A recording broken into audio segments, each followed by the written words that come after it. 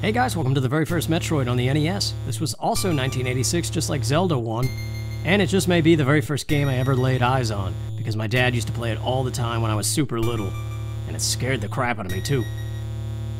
But this intro is kind of interesting. Defeat the Metroid of the planet Zebeth and destroy the mother brain, the mechanical life vein. So Zebeth instead of Zebus with an S. Could just be a translation thing, but I don't know. Nice music. Nothing else happens though, so let's get right to it.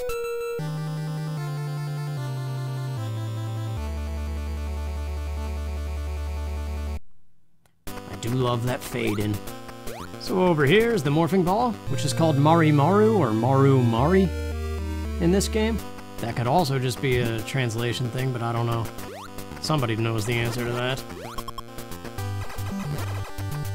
But what I do know is this is probably the hardest Metroid game for anybody who didn't grow up with it and spend hours trying to learn the map.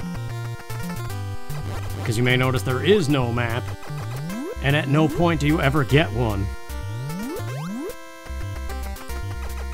The instruction booklet for this game came with a very rudimentary map, just kind of showing the main sectors and how they connect, but they were literally just squares and rectangles. And the individual rooms of those sectors were not mapped out. Because I guess if they were, it would be a player's guide at that point. But yeah, you can't shoot down or diagonal. It's only forward a little bit and up.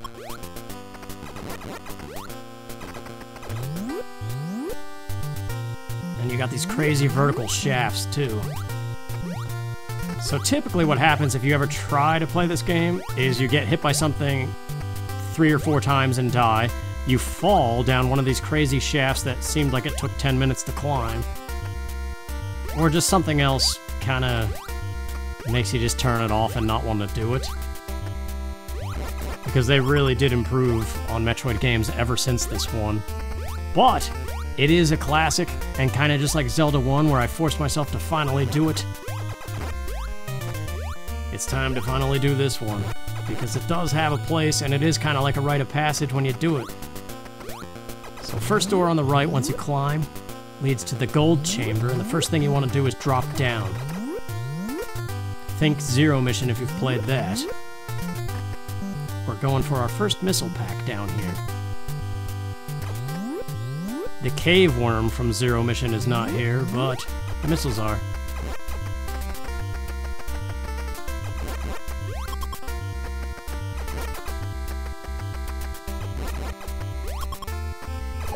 So a lot of this game is kind of survival, and not necessarily destroying everything. Like, for example, these guys.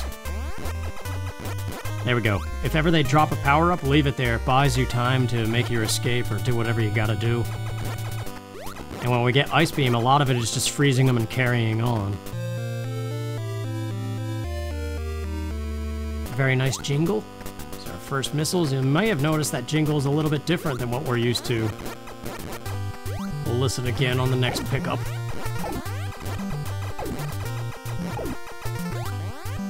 But yeah, I have looked at a map online, because there are some very good ones this day and age on the internet. And I've also watched another thing, because just like all Metroids ever since this one, if you beat it in under a certain time, you get the best ending. So this game's best ending is under 1 hour, the next best is between 1 and 3 hours. It's a tight window too. You gotta really not mess up, and it's very, very easy to mess up in this game.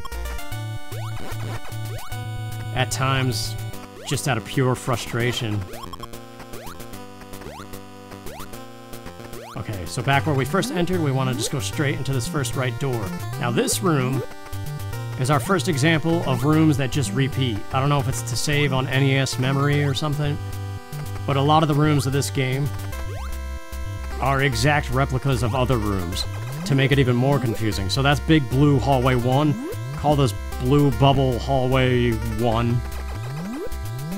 Now Big Blue Bubble Room number 2, which is going to be followed by Blue Bubble Hall 2. That's too many words to think of it, but that is how you have to think of it, because if you look at a map of this game, about 40% of the rooms are entirely pointless. I mean, they do have missile expansions and stuff, which is nice. but not necessary. So this one is very important, this room. This is Blue Bubble Hall 2. But we can't do anything here yet, so let's just carry on to Blue Bubble Room 3. We're going for bombs now. We need morph ball bombs. And there's a knee tank right here on the way. Just get rid of this guy so he stops harassing us.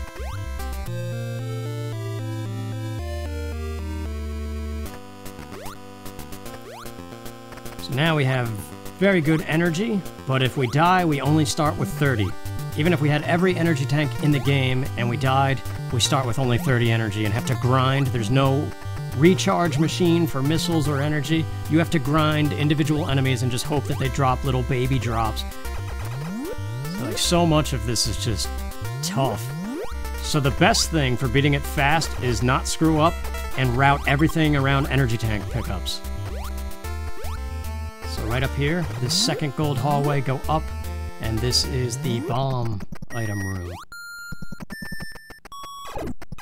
These guys are nuts. That was crazy. Well, anyway, can only carry 5 missiles. All of these item rooms have a missile door at the end, and all missile doors that are red, at least in this game, require 5 missiles to open. So, already we have to hope for enemies to drop missiles.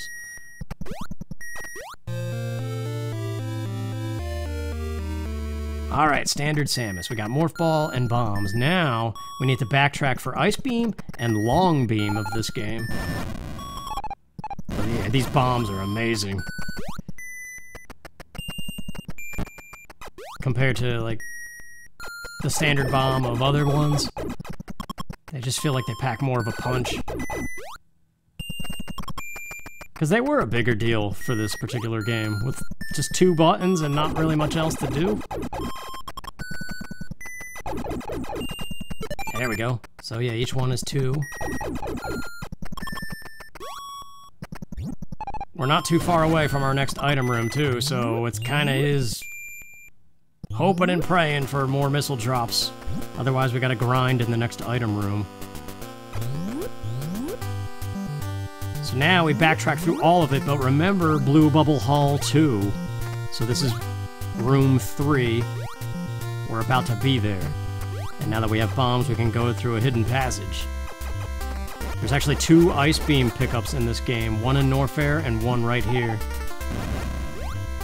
There we go. One more and we should have enough to open the next door. Oh yeah, this guy's here now too. There we go. Now it's just making the jumps. I don't know, like, that's why it is so outdated, and all the other Metroid games have improved on this so much. But it almost plays differently. Like, it's all platforming, and... There we go. So 2 away from the droopy one. How you're supposed to find that? It's just trial and error, I guess. But this is the first Ice Beam of the game. There's also Wave Beam, and they interchange each other. You can't have Wave and Ice. You can only have either or. And I think that's why they put 2 Ice Beams, because you kind of need Ice Beam to beat Torian, where Mother Brain is. Oh, please! Nuts. That would have been good if he gave me some missiles back.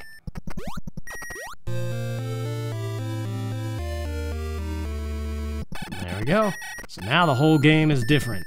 Rather than shoot to kill, it's kind of shoot to carry on.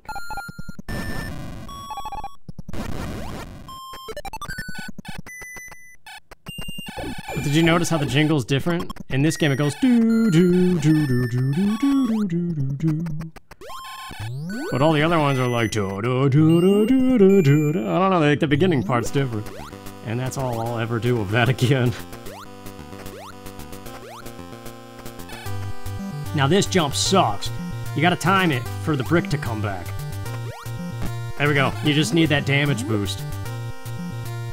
Jumping out of the soup, as my dad used to call it. The lava, the cheese, whatever the heck that is down there. It's such a pain in the neck in this game, and at times, seemingly impossible. So you really do have to make your jumps. But that kind of goes with what I was trying to say before. Also, That's like the most satisfying thing to do in this game, is just a baby freeze followed by bombs. So this one you could bomb too, but there's nothing down there. It's just a dead end. It's a trap, really. So now that we have this, we need to go back to the very beginning and get long beam so we could shoot all the way across the screen. And now we're pretty much ready to go to Kraid's hideout. There's other energy tanks and things. Norfair is loaded with missiles, but we're not going to be picking up nearly half of them. So out of the gold and into the blue, back in the beginning shaft, we want to keep going up. So all of that was the first door when you climb up the first blue shaft. And that's really all you need to map out in your brain. Everything else, just get rid of it.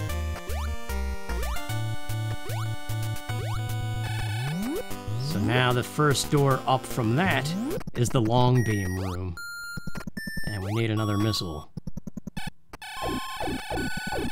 There it is.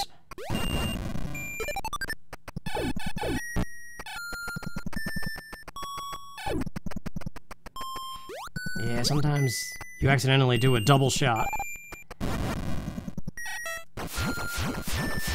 So where you're trying to freeze an enemy, sometimes you unfreeze them too. That's kind of a pain.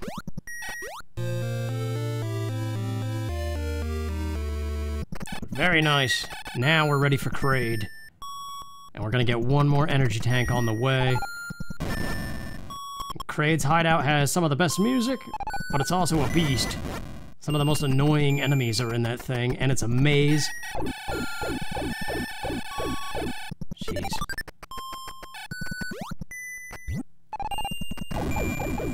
That's so satisfying every time. I don't know what it is about it.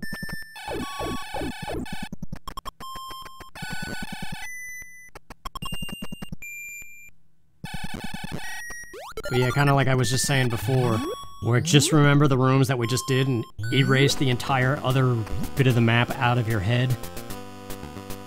Oh, this is cool too. It automatically bounces if you fall in Morph Ball, so it makes falling down the shaft kind of cool, because you just kind of wait for the zoomers, or the rippers. Well, both of them, actually. And you can kind of just time the bounce, play the bounce. See, like, I have pulled back there just to avoid the ripper. Which I always called cars as a kid, because even when you try to shoot them, they make a little honk noise. Now, a lot of people famously know of the E-Tank up here, which we can grab, but remember how I said route everything around energy tank pickups? So we're getting that later. That's for the return trip after Kraid, when we have no energy whatsoever, and we need a full refill without having to grind enemies. Right down here is Kraid. In Super Metroid, it was just a missile pack.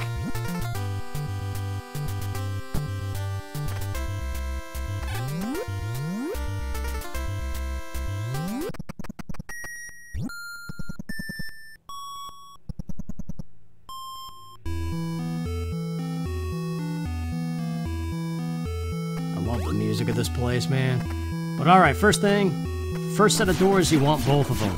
We'll do the right first, just to see if we can get some missiles. Alright, now this just can easily suck right away. Ice Beam is your best friend, and try not to double shoot anything. Grab the missiles and go back. There's no point. Do not go to the right. Just get the heck out of here. The right it leads to a vertical shaft and 3 rooms that are just carbon copies of themselves and loop on each other. So if you go to the right, you'll never get out until you find your way back here. So just don't do it. On this side, we got more missiles to grab.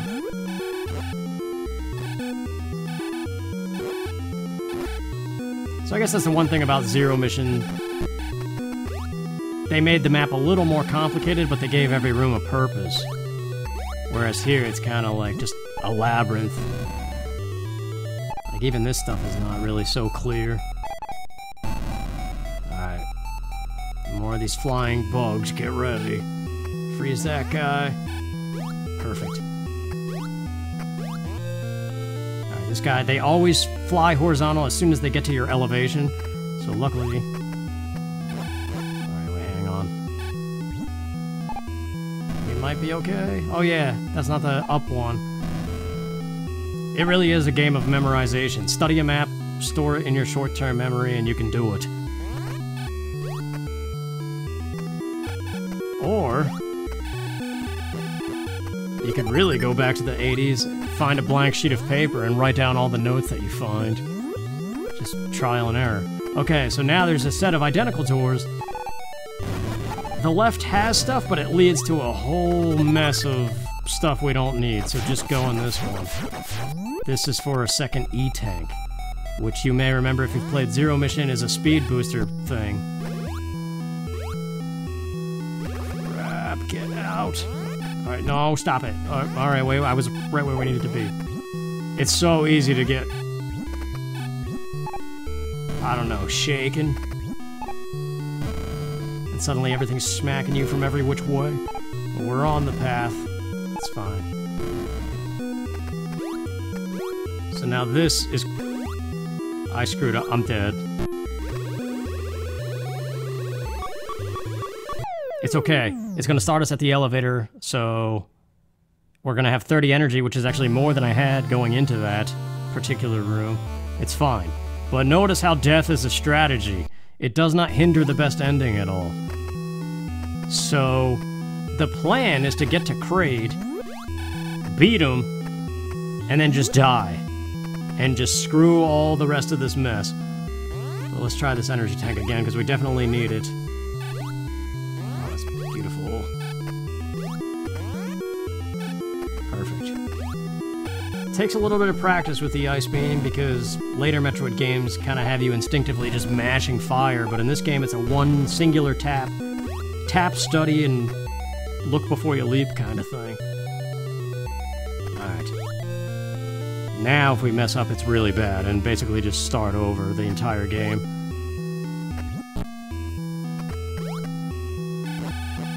But yeah, that's what I mean, there's situations where you fall in the soup, and there's nothing you can really do, at least not in time.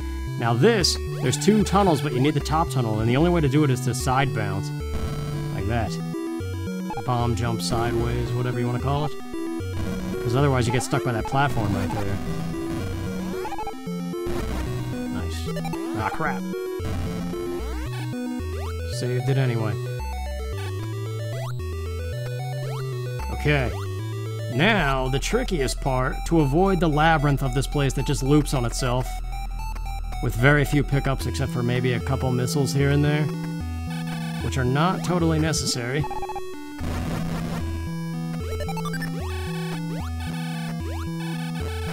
We're only going to have 20 missiles going into Kraid, and it's definitely like the scariest part. But this... nuts! Okay, well this is here. If this car doesn't spawn, you're screwed, because you want this door. But you should be able to fall to it if you unmorph in midair. You should be able to pull right enough. But this is the path to Kraid. Ignore everything else about this place, except for the rooms that we did. Crap.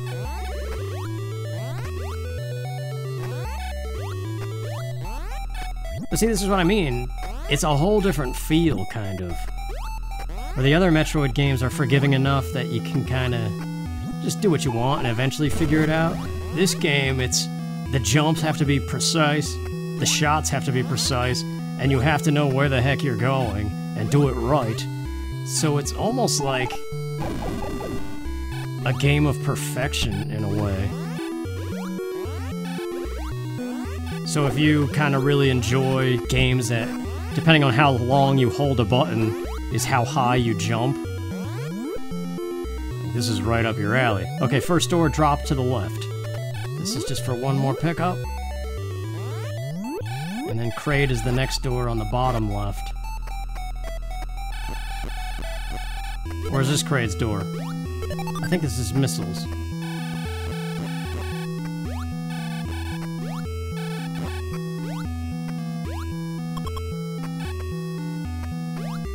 Yeah, this is just missiles. Okay.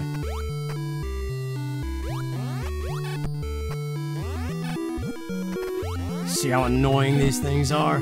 Just a couple little mess-ups and all of a sudden you're in lava. Getting knocked left and right. Just book it, get out of here. I don't think there's anything more to the right. This is either a dead end or it may connect to other missiles or energy. Don't take my word for that. Just drop down to the left. This is the road to Kraid. I'm gonna need to grind for energy bad. I can only hold 20 missiles, so... Here's some, if I can get to them in time. Oh, there we go. Perfect. Now, the hardest part of this all, I'm almost dead. Stay frozen, please. Dang it. Get out of here. Side hopper, they do so much damage, it's ridiculous. Nuts. You gotta get him just right, or the side hopper just right. That's good. Alright, I'm gonna have to grind off of this little fly for energy and missiles, and that's gonna be painful, so I will just cut it out for your sake. Although, let's open this first. Alright, see you when I'm full up. Jeez, it's gonna take forever. Alright, Kraid. This guy is no pushover like he is in like everything else. There is a trick though. Just watch that top claw. The middle claw is what you want to focus on. Freeze it if you can.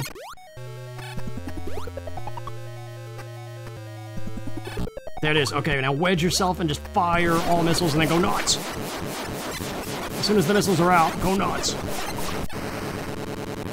Yeah! That's not easy, dude. There's an energy tank in the right wall that's very hard to grab, and it's also impossible to get out of this cheese. I don't know how to do it. I can't do it. But it's okay because my plan is to die here anyway. But yeah, that Kraid thing, if you freeze the middle claw and stand right behind it, Samus doesn't bounce around when she takes damage, so you're right in front of Kraid just unloading on him.